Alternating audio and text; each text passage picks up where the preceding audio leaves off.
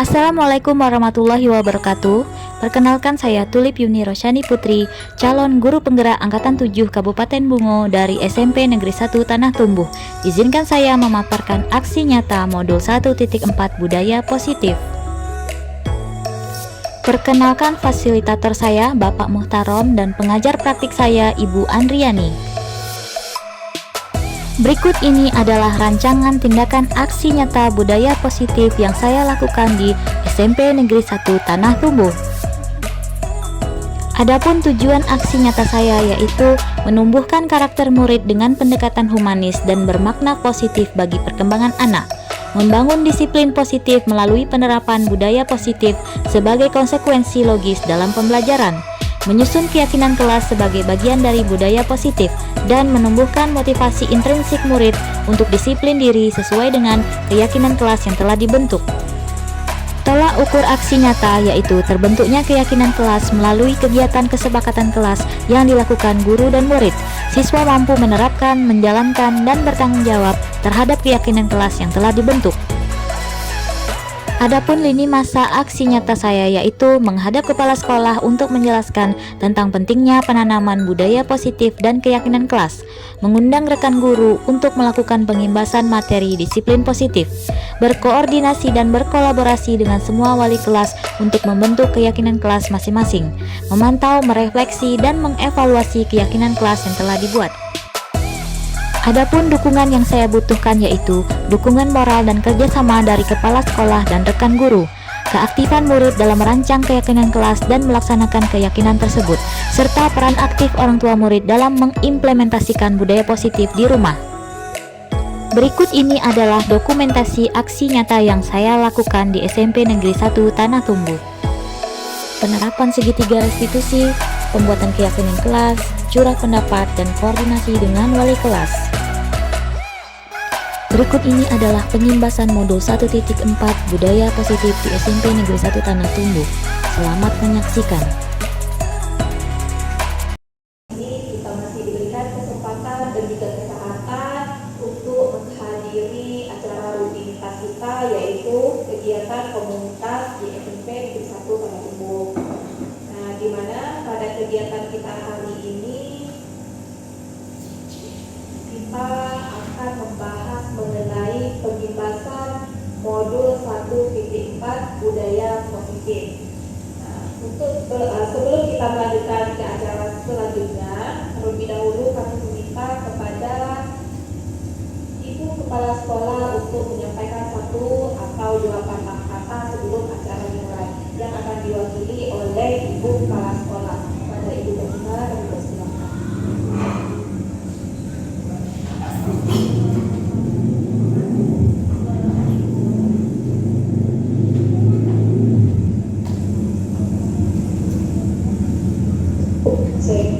Bismillahirrahmanirrahim. Assalamualaikum warahmatullahi wabarakatuh. Alhamdulillahirabbil alamin wassalatu wassalamu ala asrofil anbiya'i wal mursalin wa ala alihi rasulillahi ajmain. Amma ba'du.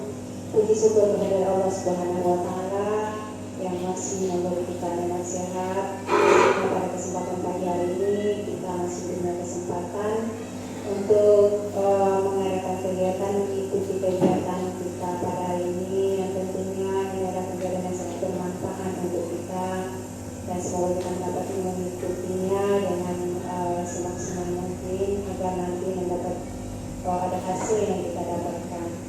Selanjutnya salawat dan salam kepada junjungan kita Nabi Muhammad sallallahu alaihi wasallam dengan lafaz Allahumma shalli ala sayyidina Muhammad wa ala ali sayyidina Muhammad.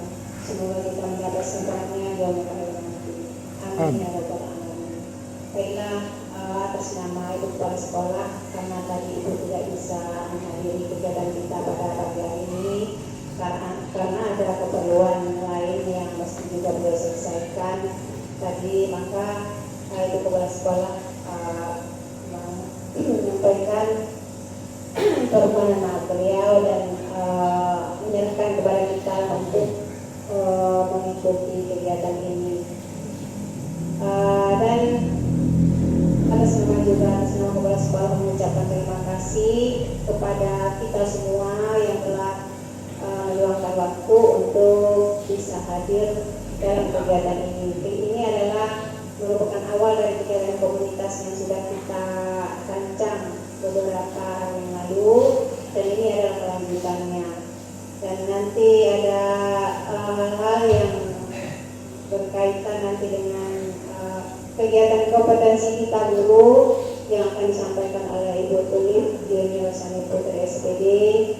Dan nanti jika masih memberikan waktunya, mudah-mudahan masih bisa, kita akan persiapan untuk administrasi guru, administrasi perangkat mengajar kita untuk semester genap besok. Jadi walaupun tidak nanti sepenuhnya kita selesai, tapi paling tidak ada yang kita selesai nanti, tidak penuh ke atas, penuh ke bawah. Ya mungkin bisa kita melanjutkannya di lain waktu. Mungkin ini yang dapat saya sampaikan atas nama kepala sekolah. Dengan mengucapkan Bismillahirrahmanirrahim, kita ikuti kegiatan ini dengan baik. Demikian, billahi taufiq wal hidayah. Wassalamualaikum warahmatullahi wabarakatuh. Waalaikumsalam. Terima kasih kepada Ibu Fatima. Acara selanjutnya yaitu acara inti tentang pembebasan modul 1.4 budaya positif yang akan disampaikan langsung oleh Ibu Tulip Yuni Rosiani Putri SPD GR. Kepada Ibu, silakan.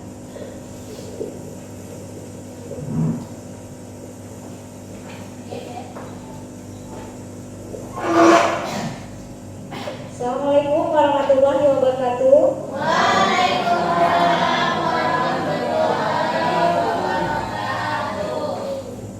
Puji dan syukur marilah kita ucapkan kehadiran Allah Subhanahu wa taala yang mana kita masih diberikan kesempatan dan karunia untuk dapat berkumpul di sekolah kita ini dalam rangka melaksanakan kegiatan rutinitas kita, yaitu komunitas belajar SMP Negeri 1 Tanah Tumbuh, yang mana terdiri dari 3 kegiatan hari ini. Yang pertama yaitu pengimbasan modul 1.4 budaya positif dari pendidikan guru penggerak, karena saya mengikuti guru penggerak angkatan 7 Kabupaten Bungo.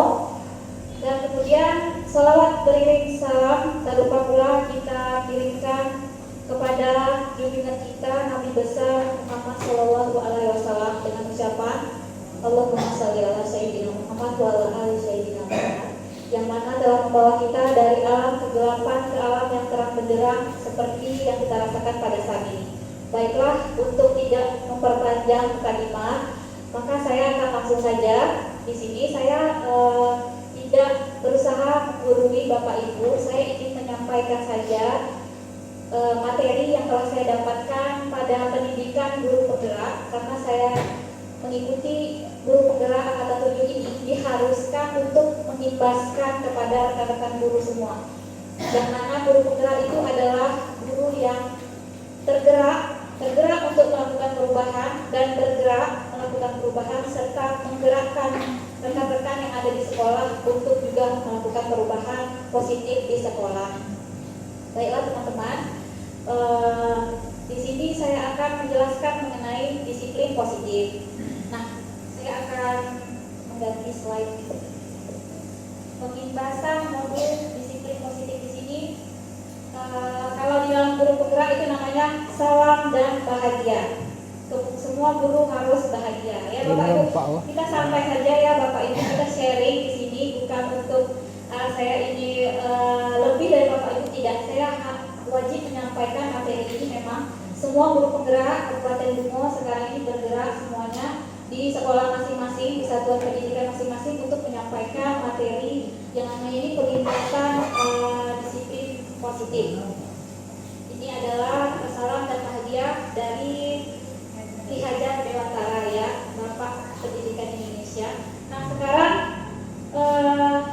apa makna budaya positif? Apa contoh penerapan positif yang telah kita terapkan? Nah, sebelum ini kita masuk ke sini, nah, kita bisa mengetahui bahwa budaya positif di sekolah yaitu nilai-nilai dan kebiasaan-kebiasaan di sekolah yang berpihak pada peserta didik agar mereka dapat berkembang menjadi penuh hormat dan tanggung jawab. Perubahan paradigma perlu kita akan saya sampaikan, yaitu perubahan paradigma dan filosofi pendidikan Ki Hajar Dewantara. Yang pertama yaitu semua anak terlahir dengan bakatnya masing-masing atau unik. Tentu saja di dalam kelas kita berjumlah berapa Bapak Ibu? 23, ada yang 27, banyak ya Bapak Ibu, dan semua anak itu terlahir dengan bakatnya masing-masing dan unik.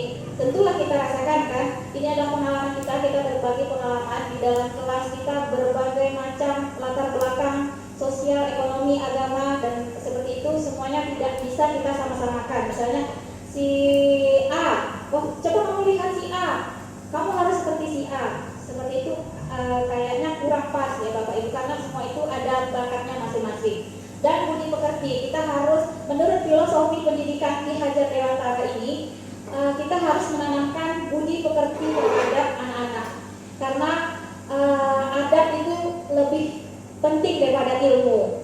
Orang yang berilmu harusnya belum tentu dia beradab. Jadi harus semuanya itu harus beradab terlebih dahulu. Kalau sudah ada, ilmu itu akan bisa dikembangkan dengan maksimal. Dan kemudian tugas guru itu menuntun bakat tersebut agar anak tumbuh dengan selamat dan bahagia. Maksudnya di sini yaitu guru ini bukan menuntut. Kita menuntut anak harus A, B, C, tapi dia menuntun bakat tadi, karena anak itu terlahir dengan bakatnya masing-masing. Guru harus menuntun bakat itu agar tumbuh dan anak itu selamat dan bahagia sampai dapat dia bermasyarakat, diterima di masyarakat dengan baik. Dan kemudian guru ibarat petani dan anak ibarat biji jagung. Kita semua di daerah kita ini tanah tumbuh kan, memang bertani ya, Bapak Ibu ada bertani, ada yang berkebun, seperti Ibu Salbiati saya lihat itu berkebun apa Bu? Sabu. Sawit ya. Nah, Ibu Nuriani juga ya, Ibu Zahra juga, Bu Zahra menanam jagung betul ya. Selain menjadi guru, setelah pulang sekolah Ibu Zahra dia bertani, menanam jagung ya Bu, menanam cabai dan sebagainya. Nah, pasti ibu-ibu ini udah tahu bagaimana bakat. Nah, guru sebagai petani itu bagaimana kita menanam? Kita pasti tahu karena daerah kita ini daerah tempat pertanian dan perkebunan. Menanam jagung. Kalau menanam jagung, guru kita di sekolah ibaratkan anak itu adalah biji jagungnya. Bagaimana kita menanam itu? Kita harus merawat dan bagaimana Bapak Ibu agar anak itu tumbuh dengan maksimal. Kita tanamkan, kita rawat seperti kita merawat, kita pupuk, kita siram ya. Nah, kita siram dan kita pupuk, bersihkan hamanya dan segala macamnya. Nah, anak itu ada biji jagung tadi itu pasti akan tumbuh dengan baik. Berbeda dengan anak dari sekolah, kalau kita biarkan saja kelakuannya bagaimana, biarkan saja, dia tidak akan tumbuh dengan baik. Itulah maksudnya guru ibarat petani. Petani itu harus merawat dengan sepenuh hati tanamannya. Kodrat alam dan kodrat zaman di sini adalah kita mengajar anak-anak itu, menuntun itu sesuaikan dengan kodrat alam di mana anak tersebut dilahirkan, dan kodrat zaman di mana anak tersebut dibesarkan. Misalnya kita dulu sekolah, misalnya kita berbeda dengan anak zaman sekarang. Jangan kita samakan pendidikan anak yang lahir di zaman sekarang dengan pendidikan pada waktu kita dulu sekolah. Itu jauh berbeda zamannya. Seperti dulu misalnya kodrat alamnya belum ada yang namanya zaman HP ya kan, belum ada HP. Sekarang anak-anak ini tidak bisa kita ajar seperti zaman dahulu lagi tulis. Anak-anak harus menulis full buku ya kan. Zaman dulu kan saya juga seperti itu, menulis terus. Nah, sekarang anak-anak tidak mau lagi seperti itu karena zamannya memang sudah berbeda. Dia bisa mencari, dahulu itu guru bagaimana Bu? Satu-satunya sumber belajar. Nah, sekarang sumber belajar bisa dicari di internet. Itulah makanya harus sesuaikan dengan kodrat alam dan kodrat zaman. Misalnya kodrat alam di sini pertanian yang saya sebut tadi. Jangan kita mengajar tentang perikanan seperti itu. Nah, sesuaikan dengan alam tempat tinggal dia. Dan kemudian berpihak pada anak. Kita harus mengajar itu memang harus sepenuhnya berpihak kepada anak, berpusat kepada anak.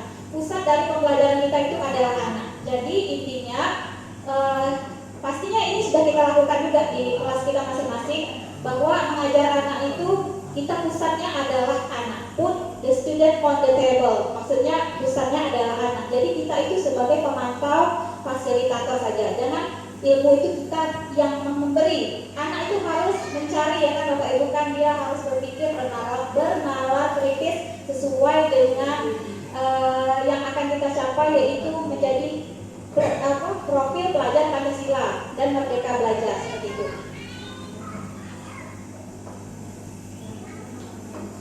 Kemudian perubahan paradigma, yaitu untuk membangun budaya yang positif, sekolah perlu menyediakan lingkungan yang positif, aman, nyaman agar murid mampu berpikir, bertindak dan mencipta dengan merdeka, mandiri dan bertanggung jawab. Lazimnya disiplin dikatakan dengan kontrol. Dalam hal ini kontrol guru dalam menghadapi murid. Nah, di sini sebelum masuk ke materi ini saya akan meminta ada game sedikit. Nah nih, ada permainan cobalah buka. Judulnya cobalah buka. Saya minta sukarelawan 2 orang maju ke depan untuk memperagakan permainan ini. Ini adalah teori kontrol tadi. Bagaimana kita itu beralih dari tadinya teori kontrol yang berupa teori stimulus respon, sekarang berubah menjadi teori kontrol. Bahwa coba kita lihat dulu siapa yang jadi volunteernya. 2 orang maju ke depan. Iya, Ibu Ira dan Ibu Nisa, silakan langsung saja mempraktekkan ini games. Nah, berdiri di depan. Oke. Ya, berdiri di depan. Nah, masing-masing saya berikan waktu 30 detik di sini kan. Secara bergantian nanti 30 detik ya. Salah satu gantian ya. Misalnya siapa duluan? Ibu Nisa duluan. Ibu Nisa akan mengepalkan tangannya seolah-olah ada sesuatu yang berharga di dalam tangan Ibu Nisa yang harus Ibu Nisa pertahankan. Sedangkan tugas Ibu Ira adalah membuka tangan Ibu Nisa dengan berbagai cara. Ibu dalam 30 detik itu boleh berbagai cara. Boleh dengan memaksa, boleh dengan merayu, membujuk, menggelitik, terserah. Pokoknya dalam 30 menit, 30 detik ya, sorry, 30 detik. Boleh digelitik, boleh diapakan saja. Pokoknya Ibu Ira harus bisa membuka tangan Ibu Nisa. Gantian nanti ya, oke? Sudah paham? Paham. Terserah Ibu Nisa mau membuka atau tidaknya, itu terserah Ibu Nisa, oke? Kita lihat ya, kita mulai. Sekarang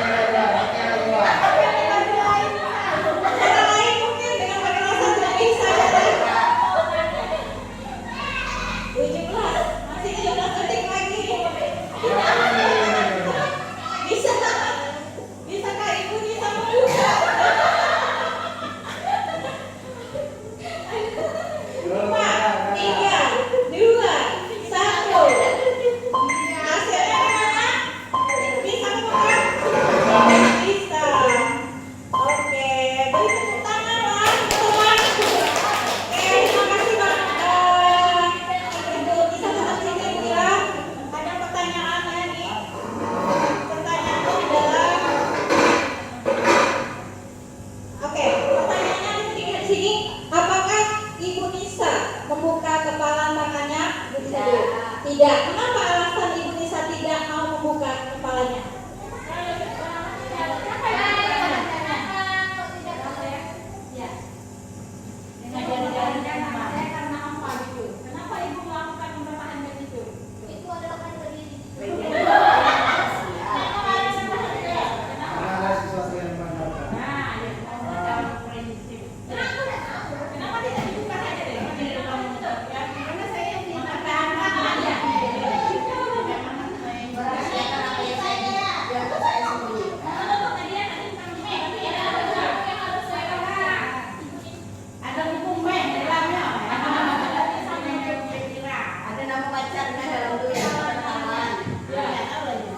Karena saya mempertahankan suatu prinsip yang saya miliki. Ibu Ira, kenapa Ibu Ira menutup tidak mau membuka? Gantian Ibu Nisa. Karena orang dendam. Karena ada rahasia yang tidak bisa diungkap. Tidak boleh tahu Ibu Nisa. Karena Ibu Ira mempertahankan rahasia. Satu lagi. Gantian boleh. Dalam kegiatan ini sesungguhnya siapa yang memegang kendali atau kontrol untuk membuka atau menutup kepala tangan? Diri sendiri, ya Kak? Oke, terima kasih kepada Ibu Nisa. Tangan.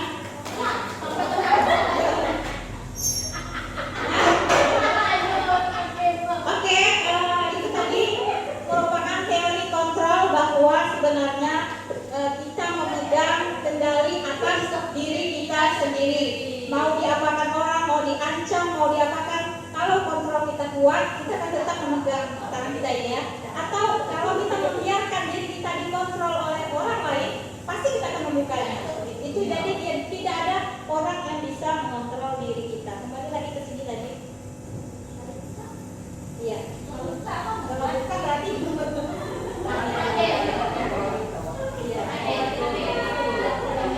nah, seperti ini.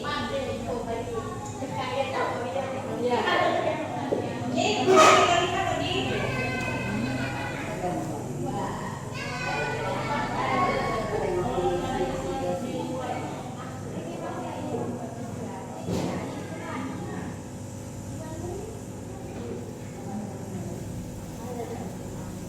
Oke, ini perubahan paradigma teori kontrol atau ilusi kontrol. Berikut ini paparan Dr. William Glasser dalam kontrol teori untuk meluruskan miskonsepsi tentang kontrol. Jadi kesalahan di masyarakat kita ini sebenarnya tentang kontrol. Yang pertama miskonsepsinya yaitu ilusi guru mengontrol murid. Bahwa pada dasarnya pasti kita akan berpikir bahwa kita bisa mengontrol murid kita kan. Bahwa sebenarnya itu tidak. Sebenarnya itu sebenarnya seolah-olah saja murid dapat dikontrol oleh gurunya. Padahal sebenarnya murid itu mengizinkan membuka dirinya untuk dikontrol oleh gurunya. Sebenarnya itu tergantung anaknya. Kontrol di kita masing-masing ya kan. Jadi anak itu sebenarnya mengizinkan kita sebagai guru untuk mengontrol mereka. Dan kemudian tapi itu tidak akan berlangsung dengan jangka waktu yang panjang kalau kita menyuruh anak, ayo belajar yang rajin seperti itu. Dan dia pun ikut ya. Anak-anak yang tidak mau ikut pelajaran kita, kalau kita suruh pasti dia akan menurut. Itu tidak akan berlangsung lama karena itu adalah motivasi ekstrinsik untuk menyuruh dia belajar, bukan dari diri sendiri. Nah kemudian ilusi bahwa kritik dan membuat orang merasa bersalah dapat menguatkan karakter. Jadi kritik itu yang kita pikirkan bahwa jika kita mengkritik orang atau membuat orang merasa bersalah dapat menguatkan karakter anak khususnya. Misalnya kita kritik anak itu, jangan seperti itu loh. Misalnya Luni, misalnya kan seperti itu Luni. Terus kita buat dia merasa bersalah, itu tidak akan menguatkan karakternya. Malahan anak itu akan menjadi mentambah menjadi tambah apa lagi kok? Ya, malah dia itu merasa udah kecewa, udah gagal duluan, atau sudah dilabelkan, diberi label bahwa dia itu gagal, dia gagal. Jadi bukan yang menambah positif, efektif, dan bermanfaat. Bahwa yang ini, yang menurut kita puji-puji anak, kita sanjung, itu akan menguatkan karakternya juga belum tentu. Karena bisa jadi anak itu malah bertambah ketergantungan dengan pujian kita. Kalau tidak dipuji, anak itu tidak akan bergerak seperti itu. Jadi itu ilusinya ya, bahwa belum tentu penguatan positif, bujukan atau kalimat-kalimat yang kita sanjung anak itu belum tentu bisa menguatkan karakter anak. Dan yang terakhir yaitu ilusi bahwa orang dewasa memiliki hak untuk memaksa.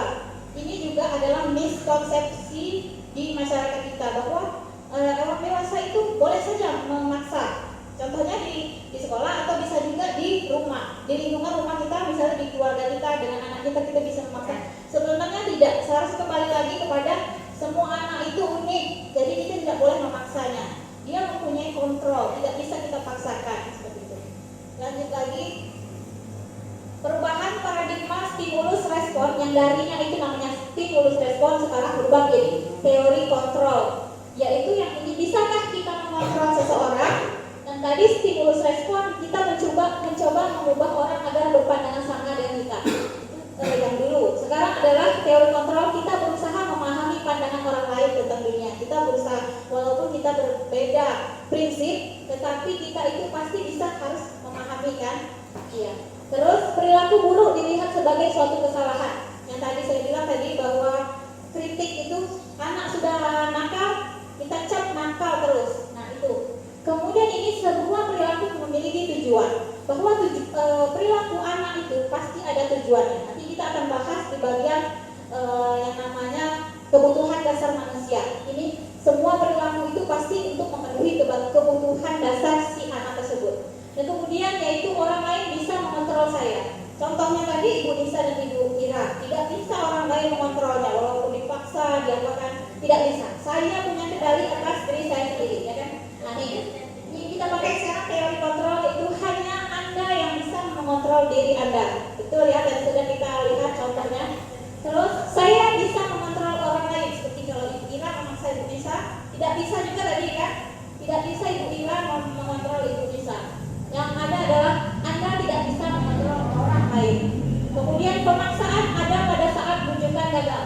Tadi Bu Ira sampai pemaksaan saja ya, tidak pakai bujukan lagi. Kalau biasanya kan udah dipaksa, dibujuk lagi kan, Ibu Ira paksa terus ya. Sampai 30 detik paksa terus ya.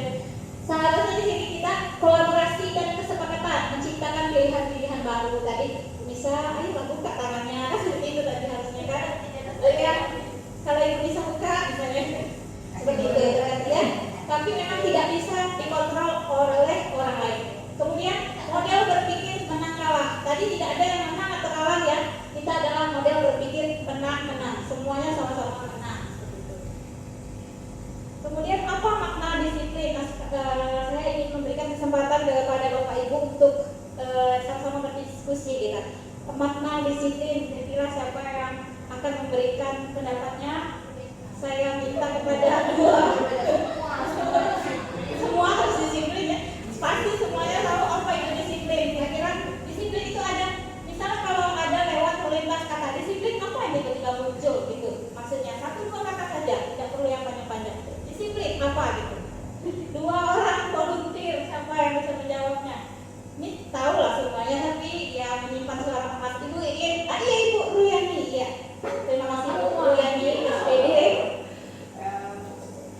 Assalamualaikum warahmatullahi wabarakatuh. Waalaikumsalam. Terima kasih. Waktu masalah disiplin, menurut persepsi saya, disiplin itu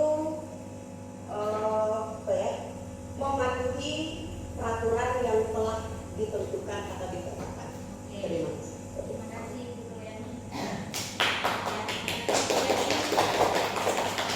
Bahwa Ibu Ruyani mengatakan bahwa disiplin itu adalah mematuhi peraturan yang telah ditetapkan. Oke, terima kasih. Ada lagi selain disiplin itu adalah mematuhi? Ada kata lain? Atau setuju? Oh, Ibu pikir dulu. Iya, boleh. Iya, kasih.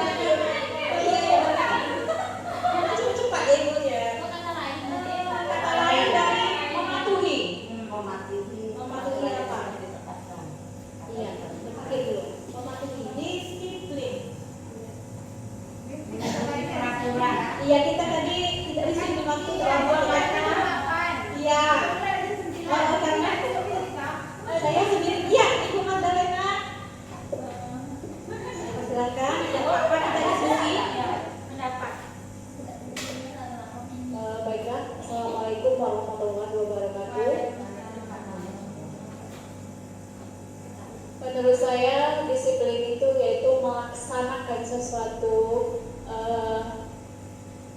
yang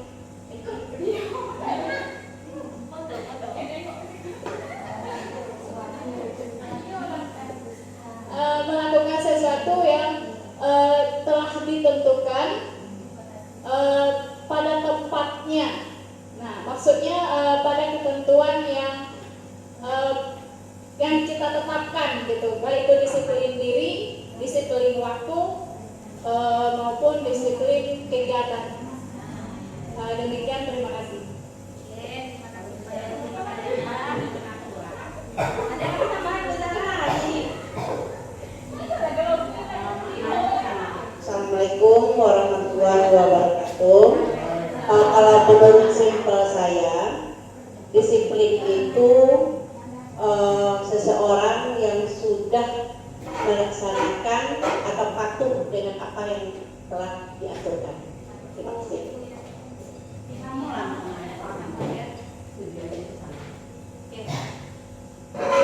Terima kasih kepada rekan-rekan guru yang telah memberikan pendapatnya. Yang pertama tadi Bu Yani, bahwa disiplin itu adalah mematuhi peraturan yang telah ditetapkan. Ibu Mandalanya tadi, disiplin adalah menjalankan peraturan yang telah disepakati. Misalnya disiplin diri, setelah ditentukan ada disiplin diri, ada disiplin waktu, ya, disiplin dalam melakukan kegiatan. Ibu Zahra tadi, seseorang yang telah patuh dengan aturan itu adalah disiplin. Oke. Sekarang kita lihat maknanya. Nah, di sini kita lihat kata disiplin sering dikaitkan dengan tata tertib, ya, teratur, ya kan Bu, dan kepatuhan. Nah, tadi pada peraturan. Kata disiplin juga sering dihubungkan dengan hukuman, padahal itu bukan hukuman, ya kan? Disiplin itu bukan hukuman, karena disiplin dan hukuman itu adalah berbeda. Sungguh berbeda, karena belajar dengan disiplin tidak harus dengan memberi hukuman. Nah, justru itu adalah salah satu alternatif terakhir, dan kalau perlu tidak digunakan sama sekali hukuman itu untuk mendisiplinkan. Ya. Kemudian menurut Ki Hajar Dewantara menyatakan bahwa untuk mencapai kemerdekaan atau dalam konteks pendidikan kita saat ini, dan untuk menciptakan murid yang merdeka, syarat utamanya adalah harus ada disiplin yang kuat. Disiplin yang dimaksud adalah, betul kata Ibu Lena tadi, disiplin diri yang memiliki motivasi internal dari dalam diri. Jika kita tidak memiliki motivasi internal, maka kita memerlukan pihak lain untuk mendisiplinkan kita. Ya. Itu namanya motivasi eksternal. Kemudian teori motivasi perilaku manusia. Nomor 1 ini untuk motivasi eksternal. Saya berdiri. Motivasi eksternal itu biasanya kita lakukan untuk menghindari ketidaknyamanan hukuman. Seperti kita, apa yang akan terjadi apabila saya tidak melakukannya, gitu. Kita melakukan sesuatu itu karena kita hindari hukumannya, gitu. Pasti kita sering, saya juga. Kemudian motivasi eksternal juga itu nomor 2, untuk mendapatkan imbalan dari orang lain atau institusi. Kita akan melakukan sesuatu jika ada imbalannya, ada upahnya, yaitu apa yang akan saya dapatkan apabila saya melakukannya. Kita memikirkan imbalannya dulu.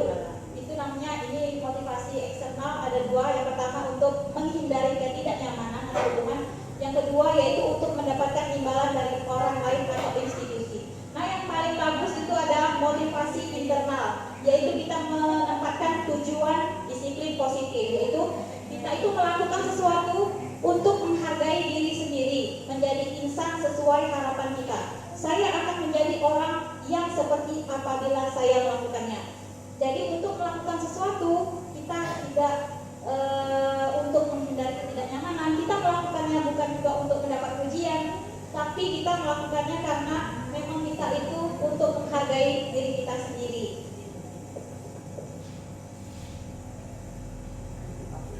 Kemudian ini di dalam kelas kita akan membuat, biasanya kita buat itu paling kecil itu peraturan kelas. Di kelas Bapak Ibu pasti ada peraturan kelas kan? Ada. Kemudian yang paling tingkat tinggi lagi ada keyakinan kelas.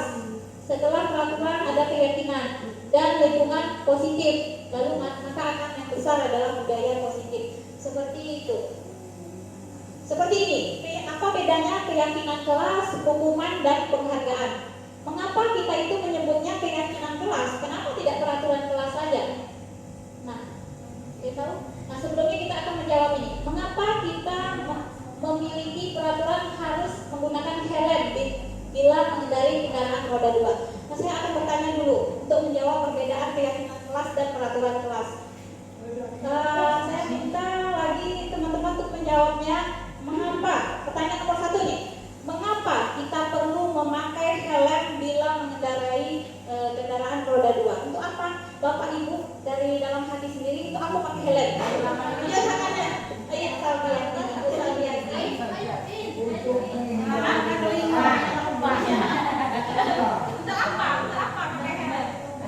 Assalamualaikum warahmatullahi wabarakatuh. Waalaikumsalam warahmatullahi wabarakatuh. Menurut pribadi saya, jika saya mengendarai roda 2 menggunakan helm itu untuk keselamatan kepala saya sendiri. Itu Bu. Menurut saya. Ya, terima kasih. Assalamualaikum warahmatullahi wabarakatuh.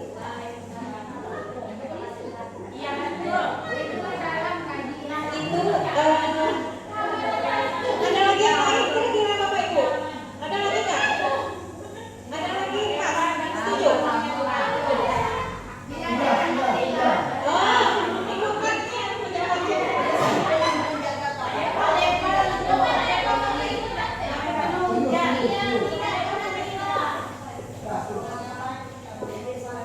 Biar kena tilang. Iya? Biar tidak kena tilang. Oke. Iya betul. Ya, baik jawabannya. Oke. Sekarang itu tadi yang kita kembali lagi ke slide belakang. Nah, ini berarti motivasi kita memakai helm. Ibu Pak tadi biar tidak kena tilang. Berarti motivasi eksternal agar menghindari hukuman. Itu Bu Pak tadi. Berarti motivasi Ibu memakai helm adalah motivasi eksternal untuk menghindari tilang, kena tilang, menghindari hukuman. Nah, kalau Ibu Sarmiati tadi berarti maksudnya kan internal. Maksudnya motivasi internal yaitu tujuan disiplin positif untuk menghargai dirinya sendiri. Ada? Kalau saya tadi ikut ini ada termasuk motivasi eksternal. Eksternal. Betul sekali Bu Riani bahwa kita mengikuti kegiatan ini adalah untuk menghindari ketidaknyamanan. Kita tidak mengundang ketidaknyamanan. Betul sekali. Kalau eksternalnya lagi mendapatkan imbalannya, ya kan? Nah, saya juga seperti itu Bapak Ibu. Saya mengikuti calon guru penggerak itu pertamanya adalah motivasi eksternal, yaitu untuk menghindari hukuman. Yang pertama itu kan karena disuruh. Saya disuruh. Jadi dorongan itu motivasi eksternal. Lama kelamaan mengikuti, maka berubah motivasi saya menjadi motivasi internal. Oh ya, betul sekali guru penggerak saya ada ilmu banyak yang didapat. Jadi motivasi bisa berubah ya. Yang dari eksternal, yang dari tadinya mungkin takut ditilang, Bu, lama-lama sudah sadar. Oh ya, enak ini nyaman pakai helm ini, berubah menjadi karena untuk keselamatan. Jadi motivasi itu berubah. Ya.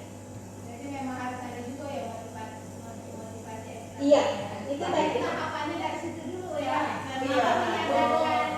Untuk menuju internal dari eksternal. Ya, kalau nggak ada dorongan orang mungkin nggak jalan gitu ya Bu. Ada dorongan dulu timbul dari ini menghindari apa gitu apa motivasi saya. CGP juga ini dulu menghindari ketidaknyamanan disebut terus ayolah. Saya ikut yang ingin lama-lama saya ikut berubah. Oh seru gitu.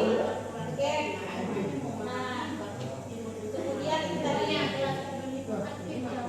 sama dengan mengapa kita memiliki peraturan 3M menggunakan masker, mencuci tangan, menjaga jarak. Waktu kemarin COVID kita pakai ini kan untuk ya karena itu kan yang eksternal kan sebenarnya bukan dari diri kita tapi kelamaan sudah kebiasaan juga. Kemudian mengapa kita memiliki peraturan harus datang tepat waktu?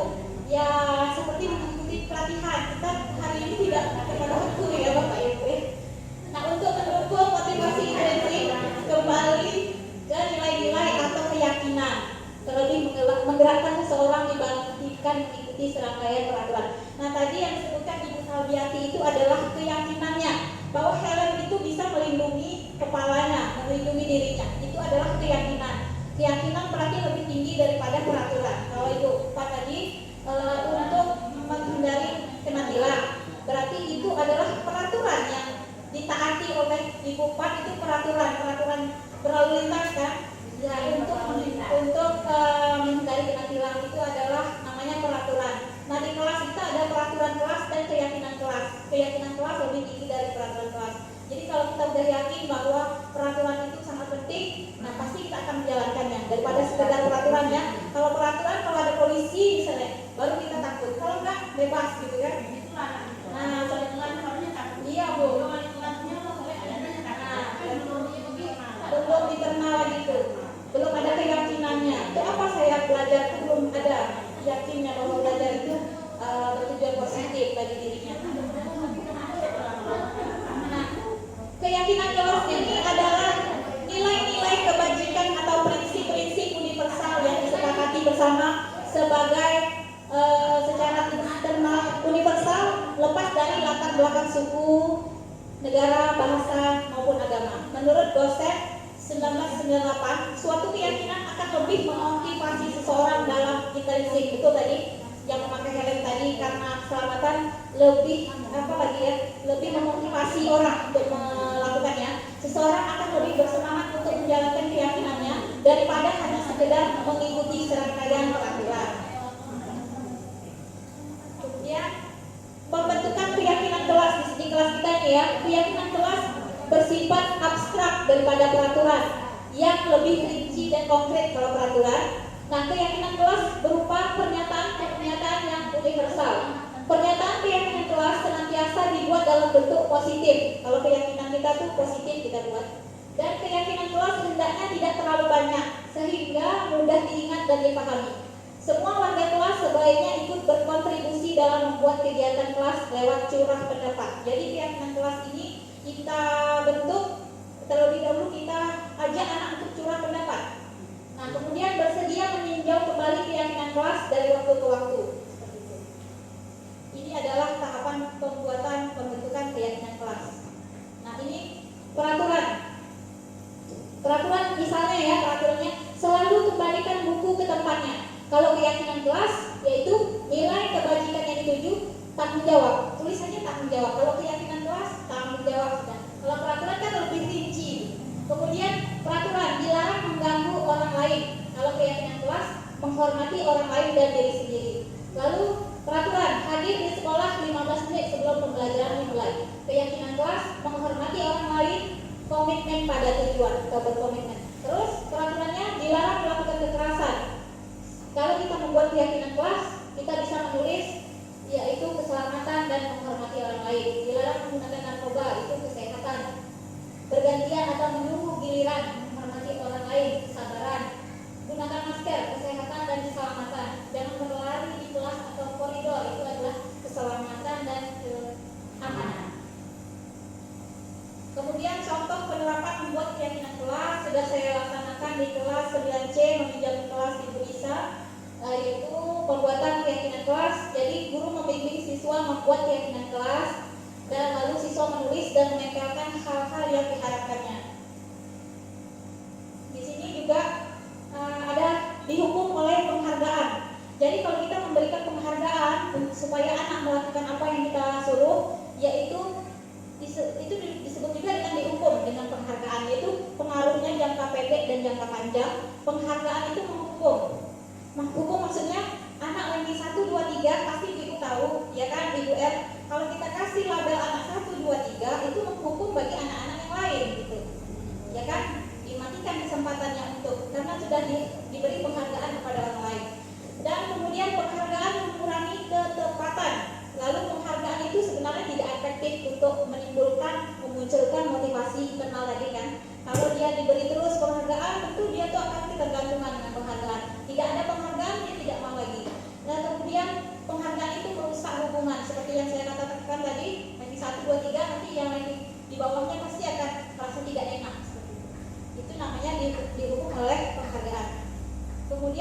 lagi tindakan guru. Coba kita lihat di sini.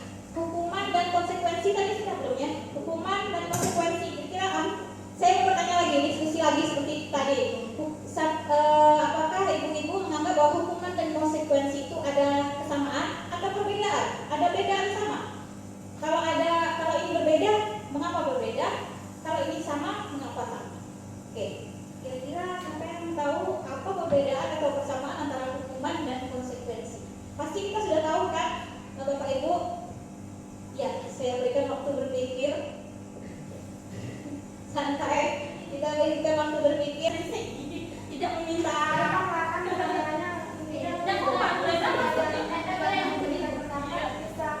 baik, menurut saya kalau hukuman itu secara langsung spontan gitu ya.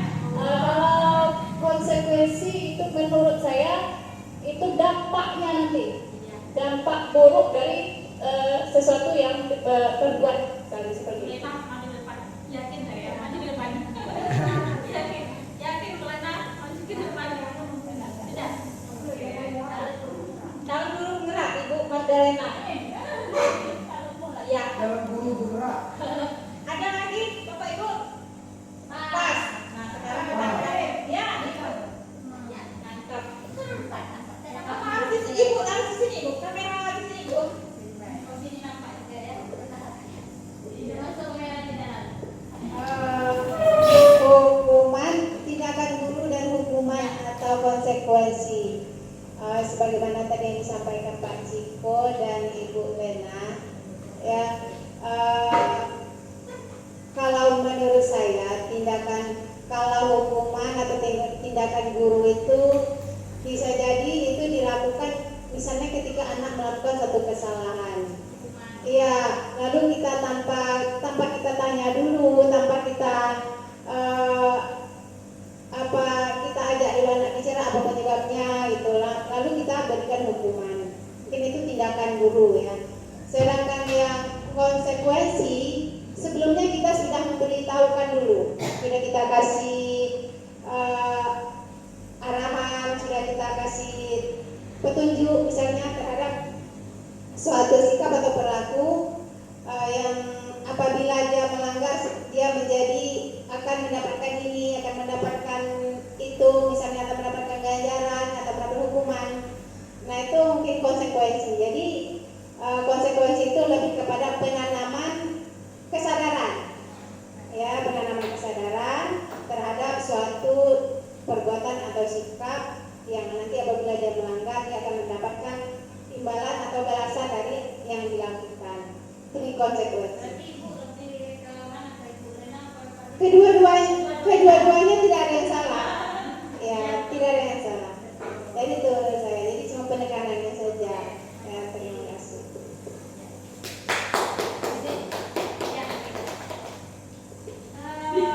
Bapak Ibu semuanya sudah mengerti mengenai hukuman dan atau konsekuensi. Jadi berbeda apa sama ini? Atau ini soalnya beda ya? Oke, berbeda. Coba kita lihat perbedaannya biar kita lebih memahami, yaitu nomor 1, mencatat 100 kali di dalam buku kalimat saya tidak akan terlambat lagi karena terlambat ke sekolah. Itu adalah hukuman atau konsekuensi? Hukuman. Oke, kita ingat-ingat ya. Nomor 1 hukuman. Lari mengelilingi lapangan basket 2 kali karena terlambat hadir di sekolah. Hukuman. Konsekuensi, Bu Ira ya. Ingat Bu Ira jawab konsekuensi. Kemudian murid diminta untuk push up 15 kali karena tidak menggunakan masker ke sekolah. Nah, menggantikan kertas tugas teman yang telah dicoret-coret. Konsekuensi. Membersihkan tumpahan air di meja tulis karena tersenggol pada saat belajar. Konsekuensi. Meminta murid tidak mengenakan sepatu seharian di sekolah karena tidak menggunakan sepatu hitam. Lari mengelilingi lapangan basket 2 kali karena terlambat 10 menit untuk pelajaran PPK. Semua Bapak Ibu sudah paham mengenai hukuman dan konsekuensi. Coba kita cek jawaban kita ya. Oke, di sini sudah ya, Mas ya. Nah, betul ya tadi, betul ya. Mencatat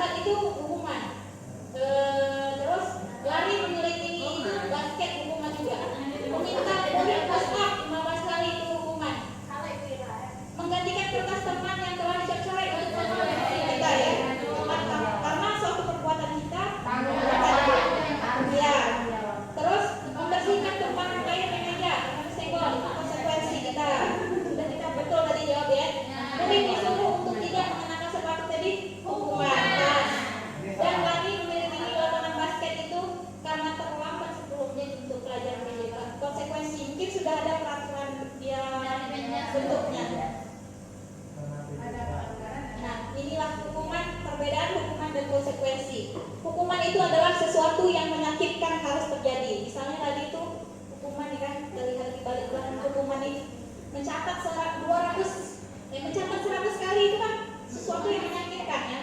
Terus hukuman lagi lari, keliling basket, terus push up itu sesuatu yang menyakitkan. Terus tidak mengenakan sepatu seharian itu termasuk juga adalah hukuman. Nah, itu adalah perbedaan antara hukuman dan konsekuensi. Lihat dari sini perbedaannya lebih jelas lagi, bahwa hukuman adalah sesuatu yang menyakitkan harus terjadi. Kalau konsekuensi itu adalah sesuatu harus terjadi. Kemudian hukuman membuat anak sakit, fisik maupun hati sakit karena tidak ada sakit hatinya anaknya. Terus untuk jangka waktu lama, kalau kita kasih hukuman sakit hati anak jangka waktu lama. Kalau konsekuensi membuat anak merasa tidak nyaman dalam jangka waktu pendek saja. Kemudian anak membenci kedisiplinan kalau ada hukuman. Terus anak menghargai disiplin. Terus hukuman itu bersifat paksaan dan konsekuensi itu adalah stimulus tanggapan. Ada konsekuensi, ada peraturan yang sudah dilanggar dan itu tanggapan anak itu adalah konsekuensinya yang diberikan guru maksudnya. Mendorong anak menyakiti diri sendiri. Mencatat tadi kan sakit diri anak ya. Mendorong anak agar mudah menyesuaikan diri. Kemudian hukuman itu adalah konsep diri yang buruk, konsekuensi konsep diri yang baik. Hukuman, anak belajar untuk menyembunyikan kesalahan. Agar tidak dihukum maka aku akan menyembunyikannya. Itulah hukuman. Jadi kan anak takut dan anak tidak berani berterus terang. Jadi anak akan berbohong. Kemudian konsekuensi, anak belajar untuk mematuhi peraturan. Lalu hukuman, marah, anak menjadi marah, anak merasa bersalah, anak merasa dipermalukan dan merasa tidak dihargai. Kalau konsekuensi, anak sebenarnya anak kehilangan hak juga ya, karena waktunya tadi 10 menit di lapangan, kehilangan haknya belajar ya kan.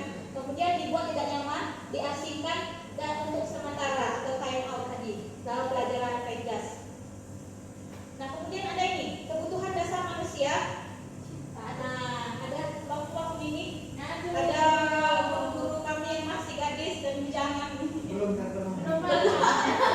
Berarti kebutuhan dasarnya belum terpenuhi. Harus benar notnya. Iya harus benar ini ya. Kebutuhan dasar manusia itu ada 5. Ini bukan menurut saya, ini adalah menurut para ahlinya. Yang pertama yaitu kebutuhan survival atau bertahan hidup, ya kan? Kemudian ada cinta, kasih dan diterima oleh seseorang gitu ya. Dan ada kebutuhan untuk kesenangan. Kemudian ada kebutuhan untuk kebebasan dan terakhir ada kebutuhan untuk penguasaan. Coba kita lihat bedanya ini ya, Bapak Ibu. Ini kebutuhan dasar manusia ya kan?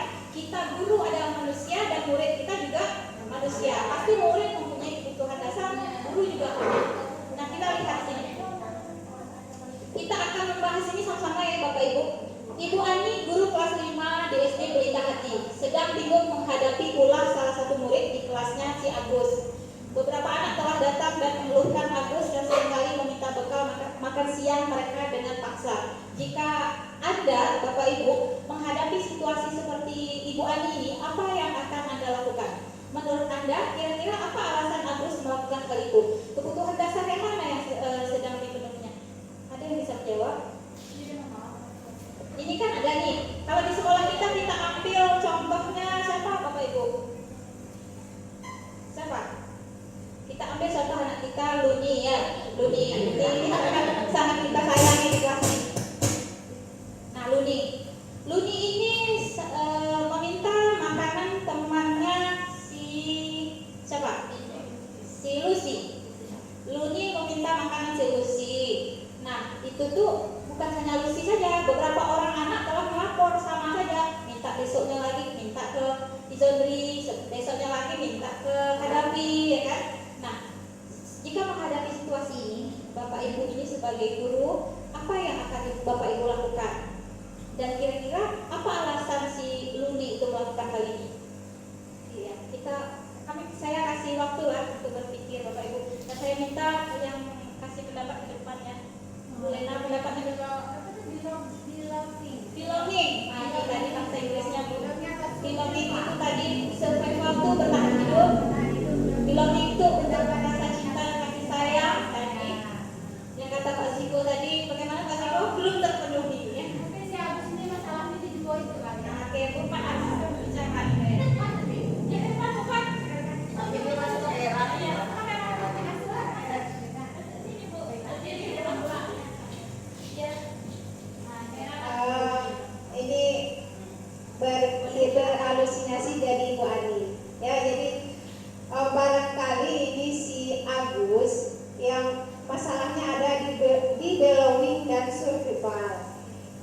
setiap hari tidak bawa nasi, sementara teman-temannya bawa nasi. Yang pertama mungkin dari rumah mungkin si Agus ini sudah mungkin kurang diperhatikan oleh orang tuanya, apa kebutuhan anaknya, apa yang harus anaknya bawa ke sekolah. Nah, jadi itu kan masuk kepada perhatian. Ya, perhatian adalah bagian daripada kasih sayang atau cinta. Jadi wujud dari cinta dan kasih sayang itu adalah perhatian. Ya. Jadi ditanya, Kak biasanya bawa apa ke sekolah? Ini kira-kira gitu ya. Apa yang keperluan kau disuruh membawa? Kan ditanya gitu. Nah, barangkali si Agus ini tidak mendapatkan yang seperti itu dari rumahnya atau dari orang tuanya. Sehingga sampai di sekolah dia minta nasi kanti, minta lagi setiap harinya seperti itu. Dan yang survival karena dia merasa lapar, dia merasa harus bertahan. Daripada ngasih di perut, dia akan minta dan ganti-ganti. Mungkin begitu ya. Itu mungkin ya. Jadi saya selaku ibu Ani, saya akan memanggil karena sudah berkali-kali ya, bukan 1 kali 2 kali, karena setiap temannya diperlakukannya seperti itu.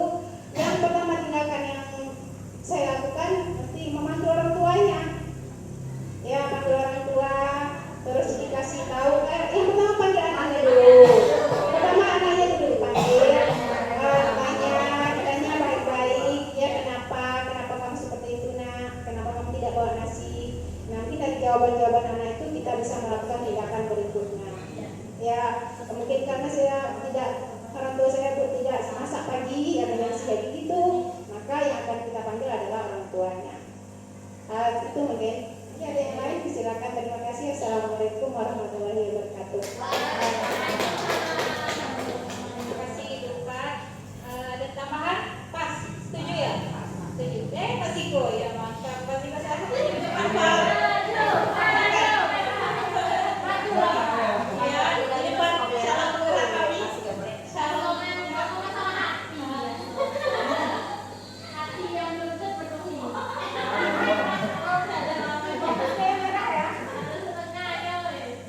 Saya setuju dengan yang disampaikan oleh Ibu Fatimah tadi. Yang harus dilakukan yang pertama dipanggil anaknya, kita tanyakan dulu apa yang melatar belakangi dia melakukan hal tersebut.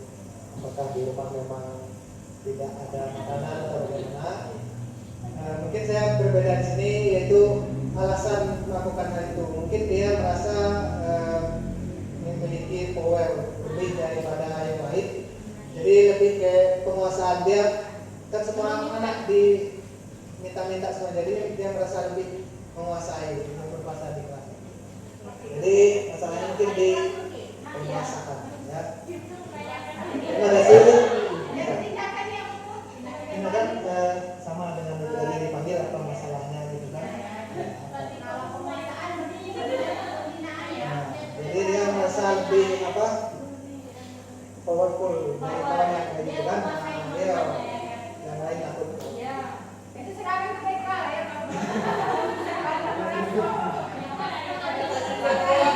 Karena semua permasalahan itu diserahkan ke PK. Masalah yang tadi kan dia powerful, merasa berkuasa. Jadi harus ada yang dikonsolidasi dibaginya gitu. Kalau tadi cuma lapar, kalau kurang nggak sayang, orang tua kan. Kalau penguasaan mungkin guru BK, mungkin yang lupa seperti itu. Ya mungkin Kita ada ada kebutuhan dasar. kepribadiannya mesti dibimbing. Ya, gitu ya. Makanya harus beda dasar dari itu. Iya, karena kebutuhan dasar. Langsung aja dengan yang dulu selesai lah Pak Ibu. Nah, yang belum selesai ya, Pak Rifan. Selesai Pak Ibu. Oke, mari kita lihat masalahnya. Ibu. Jawabannya nih. Selesai lah Pak Ibu. Begini, dalam konsep nih jawabannya, dalam konteks penerapan nilai positif, Ibu Ani, kita sebagai guru sebaiknya mencari tahu dulu alasan Agus. Betul tadi ya? Pak Ibu sudah maju tadi. Alasan Agus itu melakukannya itu tindakannya tersebut untuk memenuhi kebutuhan dasar yang mana? Yang pertama tanya dulu, kalau jawabannya si Agus ini karena dia lapar dan orang tuanya tidak membawakannya bekal makanan, kebutuhannya tuh bertahan hidup, betul ya? Di rumah tidak ada masak, orang tuanya berarti dia bertahan hidup. Apabila jawabannya si Agus ini karena ia senang temannya jadi memperhatikan dia, kebutuhannya adalah cinta dan kasih sayang, itu kebutuhan untuk diterima supaya dia itu diperhatikan dia memenuhi kebutuhan dasarnya yaitu cinta dan kasih sayang. Kemudian apabila jawabannya si Agus ini adalah dia merasa hebat, seperti kata Pak Ziko, karena teman-temannya jadi takut dan menuruti keinginannya, kebutuhannya adalah penguasaan, yaitu pengakuan atas kemampuan. Itu yang dikatakan Pak Ziko tadi. Kemudian apabila jawaban Agus karena dia merasa bosan dan dengan bekal yang dibawakan ibunya, karena selalu membawakan bekal yang sama, kebutuhannya adalah kebebasan, yaitu kebutuhan akan pilihan gitu. Jadi ibunya itu di rumah masak telur, dia bosan anak kan? Merasa setiap hari masak telur, si Agus jadi bosan, jadi dia ngambil lah. Iya, lihat bekal kawan pengen seperti itu. Kemudian apabila jawaban Agus adalah karena iseng saja katanya, dan dia menikmati ekspresi wajah temannya yang kesal karena diambil makanannya, adalah kebutuhannya adalah kebutuhan kesenangan. Dia iseng, ibu aku tuh iseng lah, tuh tukang bulu Lucy gitu kan. Itu tuh sebenarnya dia memenuhi kebutuhan dasarnya kesenangan. Berarti dia mencari kesenangan seperti itu. Kebutuhan dasar. Berarti ini semua sudah kita alami ya Bu di sekolah kita ini. Nah, iya. 5 posisi kontrol. Nah, dalam menghadapi anak yang seperti tadi, kita sebagai guru mempunyai 5 posisi kontrol, yaitu kita itu ada posisi kontrol sebagai penghukum 5 ya, 1, 2, 3, 4, 5. Posisi kita sebagai guru yaitu penghukum, pembuat merasa bersalah, posisi kita sebagai teman, posisi pemantau atau posisi sebagai manajer. Di sini kalau kita kira-kira lebih sering menerapkannya posisi penghukum dan pembuat merasa bersalah, berarti itu adalah identitas gagal, yaitu menghindari hukuman. Motivasinya guru berbuat. Misalnya penghukum, ya kan? Guru berbuat yaitu caranya menghardik, menunjuk-nunjuk, menyakiti, menyindir. Nah, kemudian kalau guru berbuat pembuat merasa bersalah, yaitu berceramah dan mengatakan seharusnya ibu kecewa, itu adalah pembuat merasa bersalah. Saya pernah melakukan ini Bu, misalnya kan sama ya, misalnya anak itu lagi tidak fokus di kelas, saya sedang menerangkan, lalu saya bilang, anak ibu kecewa, ibu jauh-jauh dari Bungo ke Tanah Tumbuh, kamu seperti itu, jangan seperti itu nak, kasihan kamu dengan ibu dari Bungo jauh, kamu kayak gitu, tanggapan. Itu adalah membuat merasa bersalah, itu cuma membuat merasa bersalah anak ya. Nah, kemudian kalau kita itu posisi kontrol sebagai teman, kita membuat alasan-alasan untuk muridnya. Misalnya, anak tidak mengerjakan tugas di kelas, lalu kita bilang kalau kita sebagai teman, ayolah nak, kita kerjakanlah, ayolah nak kita kerjakan. Nanti ibu ditegur kepala sekolah, seperti teman, kita nanggapnya teman gitu. Iya, nak kerjakanlah sebagai teman. Nah, kalau pemantau kita menghitung dan mengukur apa saja kegiatan yang anak lakukan itu kita hitung. Baik buruknya itu pemantau ya, dan mengukur apa yang terjadi, kondisi apa yang kita hadapi itu menghitung dan mengukur. Dan kemudian manajer ini adalah mengajukan pertanyaan-pertanyaan. Seperti manajer itu mengajukan pertanyaan, mengapa misalnya mengapa Alia melakukan tindakan seperti itu, karena apa? Kalau guru berkata, kalau kamu tidak melakukannya, awas ya, rasakan. Itu adalah gurunya menghukum. Terus misalnya membuat merasa bersalah, kamu seharusnya sudah tahu ya, lelah ibu mengatakannya, ibu stres, bersalah, anak tuh merasa bersalah.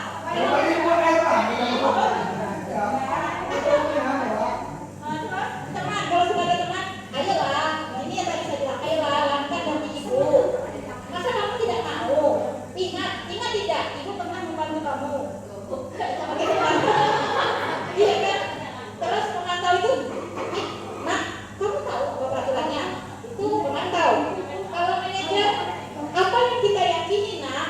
Apa yang bisa kau kerjakan untuk memperbaiki masalah ini? Nanti manajer, misalnya anak berbuat salah, bapak ibu mengatakan pada anak, apa yang bisa kamu lakukan nak untuk memperbaiki kesalahan kamu ini? Nah, biarkan anak berpikir menyelesaikan masalahnya sendiri. Kemudian hasilnya dari yang dihukum tadi, hasilnya adalah anak menjadi memberontak dan menyalahkan orang lain. Anak juga akan berbohong karena anak takut dihukum, maka dia berbohong. Kemudian membuat merasa bersalah, yaitu anak menyembunyikan sama juga menyangka berbohong karena takut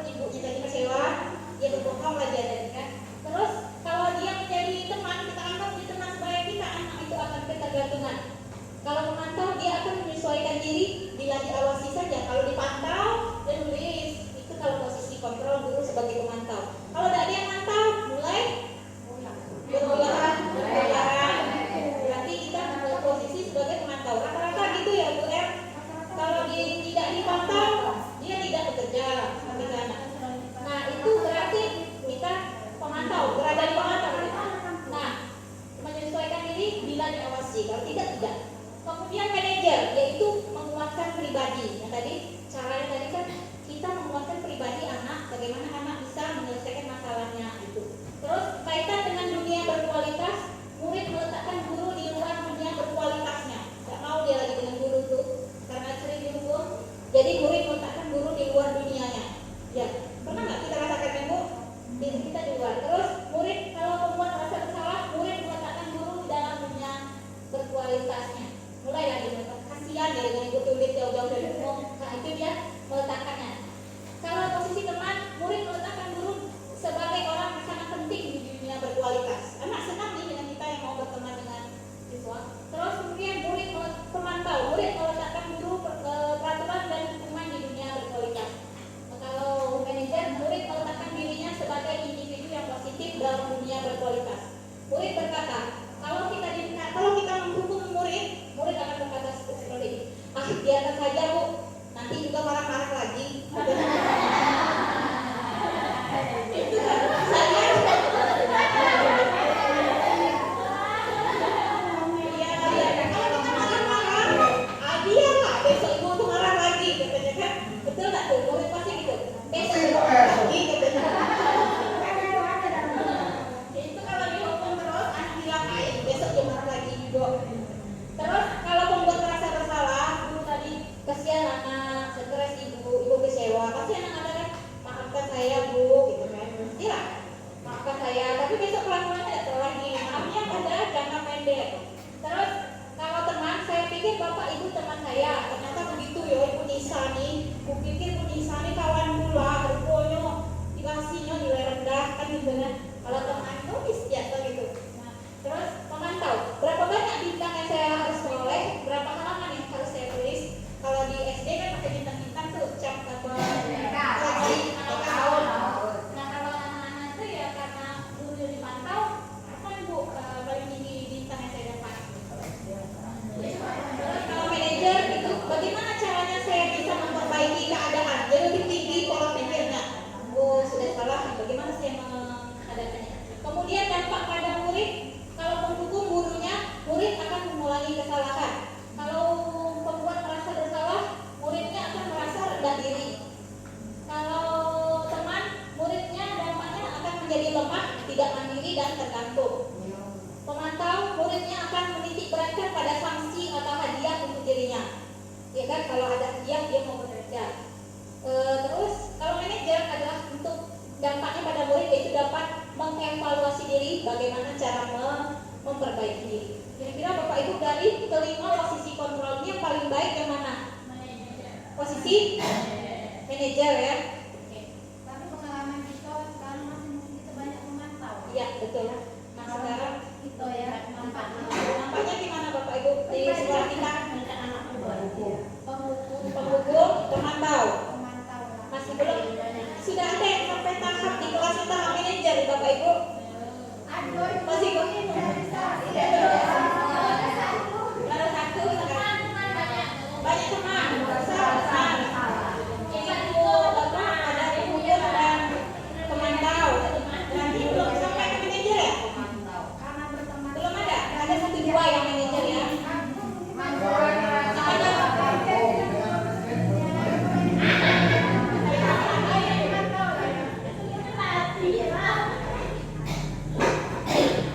Ini pengalaman pribadi lah untuk saya sendiri.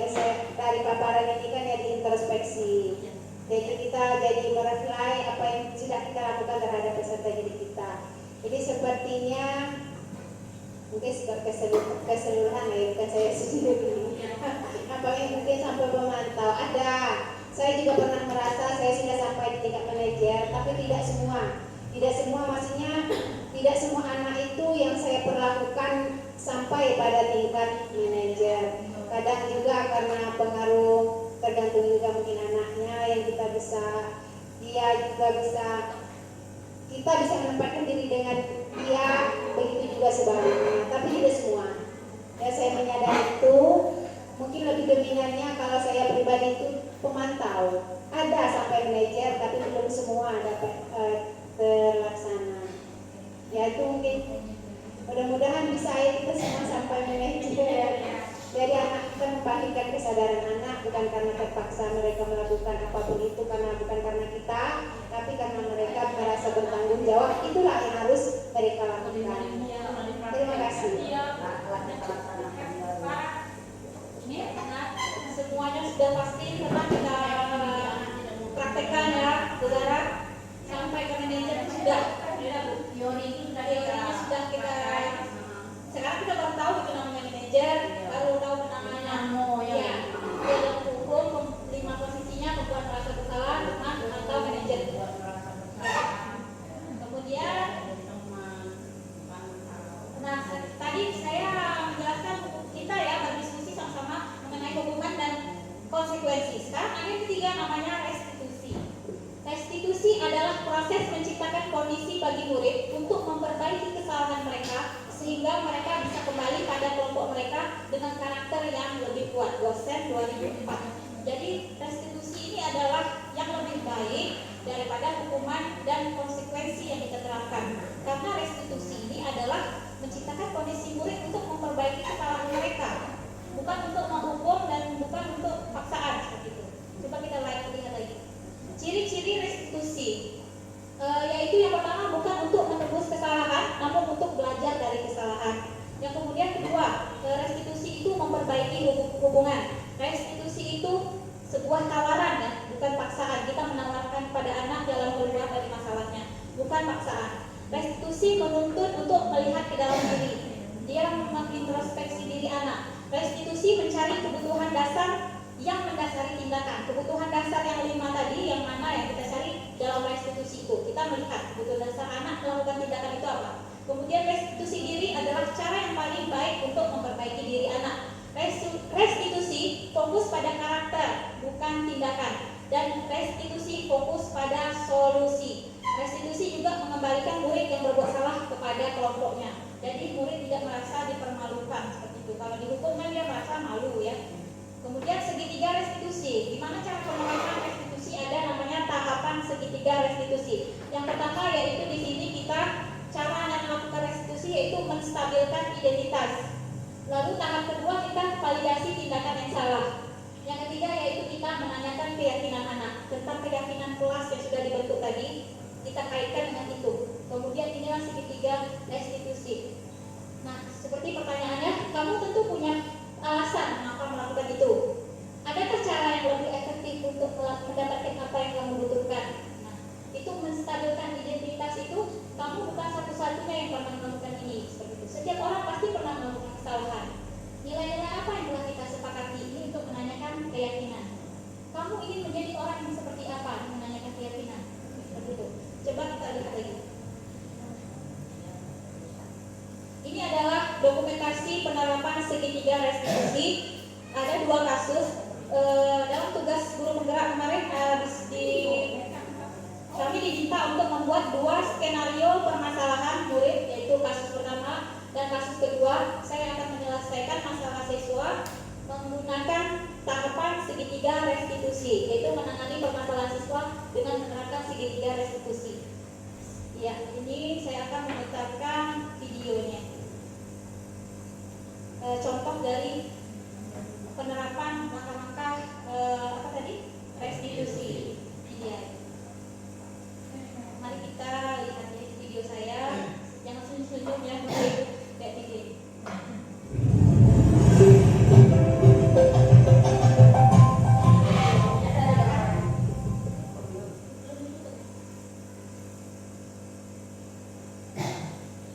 Assalamualaikum warahmatullahi wabarakatuh. Perkenalkan, saya Turi Umi Rosyani Putri, calon guru penggerak Angkatan 7 Kabupaten Bungo dari SMP Negeri 1 Tanah Tumbuh. Izinkan saya memaparkan demonstrasi kontekstual modul 1.4 disiplin positif penerapan segitiga restitusi.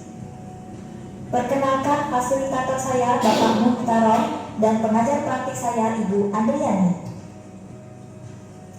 Definisi restitusi. Restitusi adalah proses menciptakan kondisi bagi murid untuk memperbaiki kesalahan mereka sehingga mereka bisa kembali pada kelompok mereka dengan karakter yang lebih kuat. Gosen 2004. Restitusi bukan untuk menebus kesalahan. Restitusi adalah sebuah tawaran dan bukan paksaan. Restitusi fokus pada solusi dan dapat mengembalikan murid yang melanggar keyakinan kelas pada kelompoknya dengan pemahaman diri yang lebih baik lagi. Adapun tahapan segitiga restitusi yaitu yang pertama menstabilkan identitas, 2 validasi tindakan yang salah, 3 menanyakan keyakinan.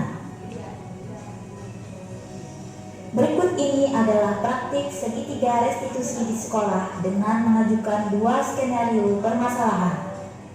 Kasus pertama, Dea, siswi kelas 9C SMP Negeri 1 Tanah Tubuh, akhir-akhir ini sering terlambat datang ke sekolah. Dikhawatirkan Dea akan ketinggalan materi pelajaran. Sebagai guru, saya harus bisa menyelesaikan permasalahan Dea dengan baik menggunakan tahapan segitiga restitusi. Berikut ini adalah skenario kasus pertama.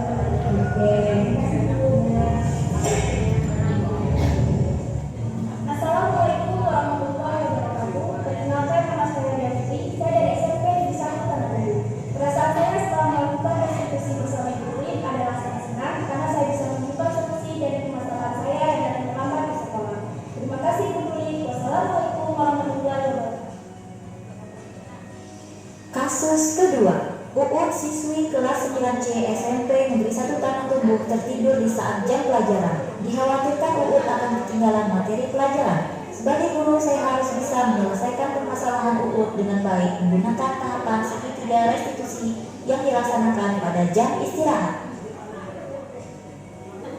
Berikut ini adalah skenario kasus kedua.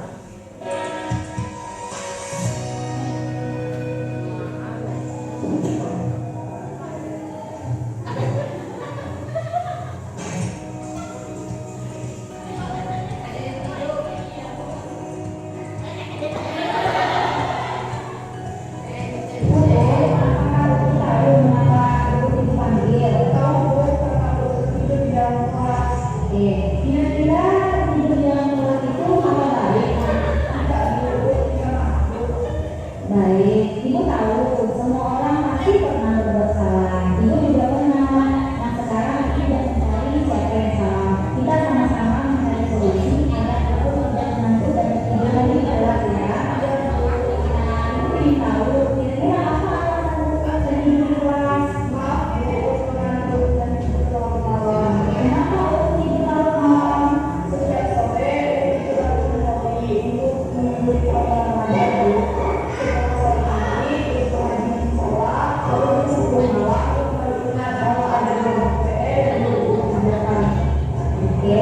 Ibu tahu mengikuti kegiatan di tempat wisata itu penting, apalagi mengaji sangat penting. Namun menyendiri pada yang semangat dan tidak mengaku juga penting. Masalah bertanya, apakah tindakan ibu tadi sudah sesuai dengan keyakinan kelas kita? Tidak. Apakah ibu bersedia memperbaiki kesalahan ibu tadi? Bersedia Bu, dan tidak akan melakukan lagi. Baik.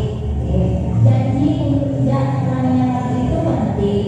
Namun apa tindakan ibu untuk memperbaiki kesalahan ibu tadi? Ibu akan mengatur waktu dengan sebaik mungkin. Ibu tepat waktu dan memanfaatkan waktu istirahat dengan sebaik mungkin. Baik. Nah, untuk menunjang materi pelajaran yang tertinggal bagaimana Bu? Ibu akan menanyakan pelajaran yang tertinggal kepada teman Bu. Bagus. Nah, kira-kira kapan Bu akan melaksanakannya? Mulai hari ini.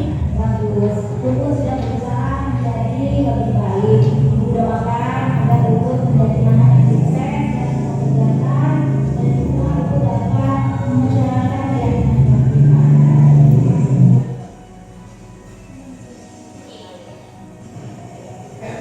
Assalamualaikum warahmatullahi wabarakatuh. Perkenalkan, nama saya Ubatari Autani dari SMP Negeri 1 Bandung. Tadi saya dipanggil Ibu Tuli karena saya mengantuk dan tertidur di dalam kelas. Tapi Ibu Tuli tidak memarahi saya. Kami mencari solusi dari kesalahan saya. Ketika melakukan restitusi, saya merasa dihargai. Terima kasih Ibu Tuli. Wassalamualaikum warahmatullahi wabarakatuh.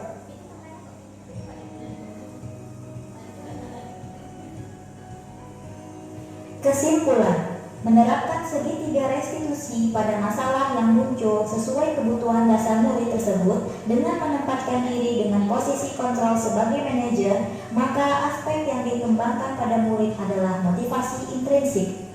Dengan menerapkan segitiga restitusi, guru dapat menanamkan nilai-nilai kebajikan pada murid. Diharapkan nilai-nilai kebajikan ini dapat tumbuh dan berkembang menjadi suatu kebiasaan positif dan membentuk karakter positif murid yang pada akhirnya akan menciptakan budaya positif. Demikianlah pemaparan demonstrasi kontekstual modul 1.4 budaya positif penerapan segitiga restitusi. Mohon maaf atas segala kekurangan. Salam dan bahagia. Assalamualaikum warahmatullahi wabarakatuh. Terus yang lucu mau diterapkan ke siapa yang pasti Andre? Iya, siapa kalau bukan Andre.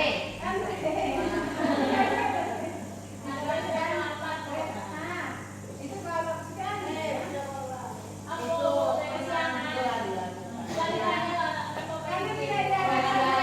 tidak ada restitusi.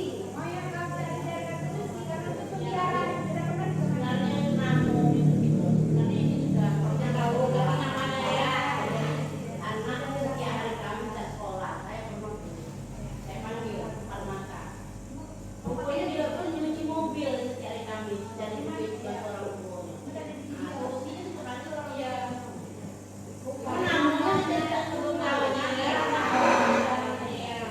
Coba Bapak Ibu tadi setelah menyaksikan video tadi yang saya lakukan penerapan segitiga restitusi, coba kita jawab 3 pertanyaan Bapak Ibu di sini. Silakan Anda melakukan kegiatan di bawah ini secara mandiri berdasarkan pemahaman Anda setelah membaca tentang 5 posisi kontrol, yaitu kalau guru mengatakan saya kecewa sekali dengan kamu, itu adalah posisi pemantau, penghukum, pembuat orang merasa bersalah atau teman Bapak Ibu? Membuat orang merasa bersalah. Membuat orang merasa bersalah. Ya. Saya kecewa denganmu, ya betul. Oke. Terus kalau ada guru mengatakan ibu kejar, kalau ada anak ya yang mengatakan ibu kejar aku karena ibu guru sayang aku, kira-kira anak itu memenuhi kebutuhan dasar yang penguasaan, cinta dan kasih sayang, kesenangan atau kebebasan? Ada anak nih, suruhnya Ibu Nisa ngejar aku karena Ibu Nisa tuh sayang aku, dia ngejar aku tuh. Ah ya, katalah Ibu Nisa kejar aku karena Ibu Nisa tuh sayang sama aku. Kira-kira anak itu memenuhi kebutuhan dasar dia cinta dan kasih sayang ya? Betul, nggak tidak paham kita. Lagi,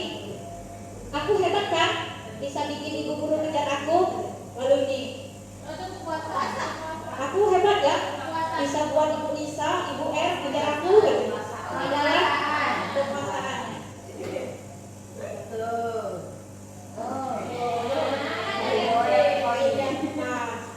Katanya aku bosan belajar mewarnai terus di kelas sana. Itu dia kebutuhan dasar mana? Kebebasan. Kebebasan. Kebebasan. Coba. Betul. Iya. Mantap. Betul semua ya. Oke. Tepuk tangan buat kita semua.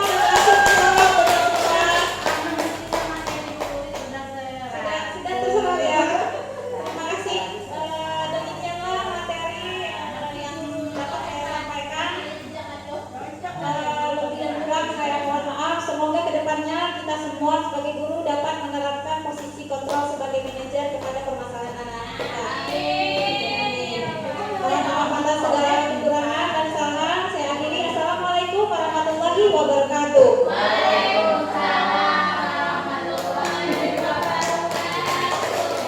Saya kembalikan kepada moderator. Kira-kira ada pertanyaan?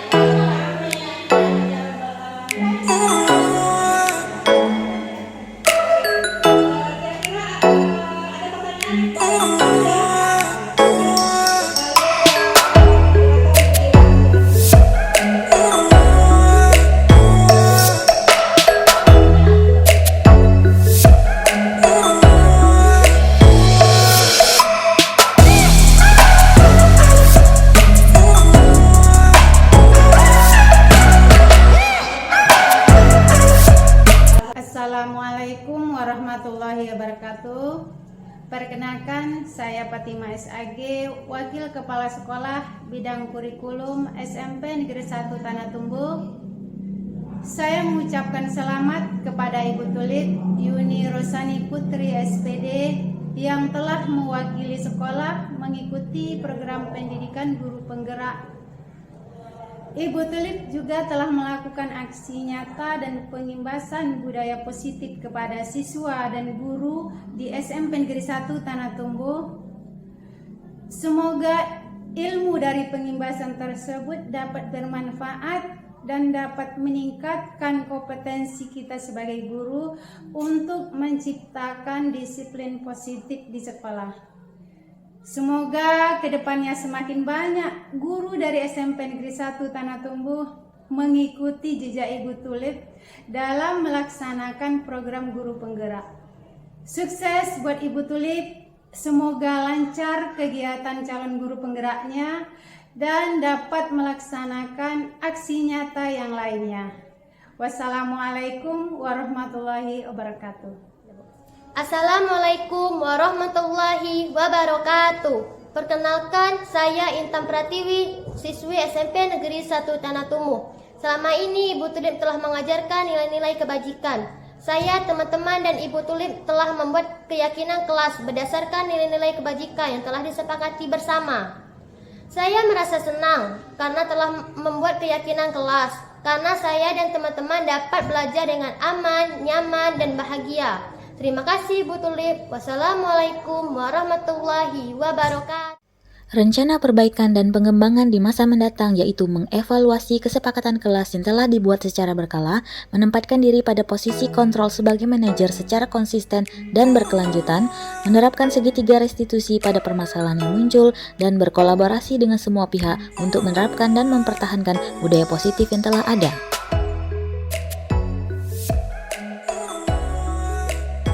Demikianlah pemaparan aksi nyata modul 1.4 disiplin positif di SMP Negeri 1 Tanah Tumbuh. Mohon maaf atas segala kekurangan. Salam dan bahagia. Assalamualaikum warahmatullahi wabarakatuh.